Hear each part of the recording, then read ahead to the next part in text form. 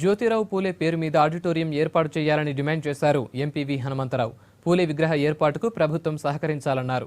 వచ్చే ఏడాది ఏప్రిల్లోపు పూలే విగ్రహం ఏర్పాటు చేయకపోతే ఆమరణ నిరాహార దీక్ష చేస్తానన్నారు విహెచ్. మహాత్మా జ్యోతిరావు పూలే మీద ఆడిటోరియం కట్టియాలి. ఆయన ఆలోచనను వచ్చే తరం వారికి తెలియాలి. పేద విద్యార్థులు కూడా చదువుకోవడానికి ఒక ఆడిటోరియం ఉండాలి, చిన్న చిన్న ఫంక్షన్స్ పెట్టుకోవడానికి ఉండాలి అని మేము ప్రభుత్వం పెట్టకుండా నేను స్టాచ్యూ పెట్టాను. ఇక్కడ స్థలం చూపించాను. ఎంతసేపటికి కోర్టులో కేసులు ఉన్నాయి. కోర్టుకు వెళ్ళి ఎన్నేళ్ళు ఉంటాయండి కోర్టుల కేసులు?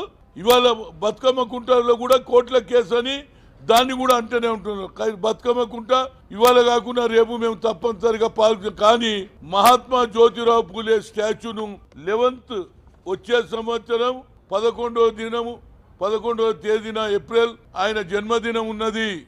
ఆ రోజు వరకు ఈ కార్యక్రమం చేయకపోతే హనుమంతరావు గారు ఆమరణ నిరాహార దీక్ష చేస్తా.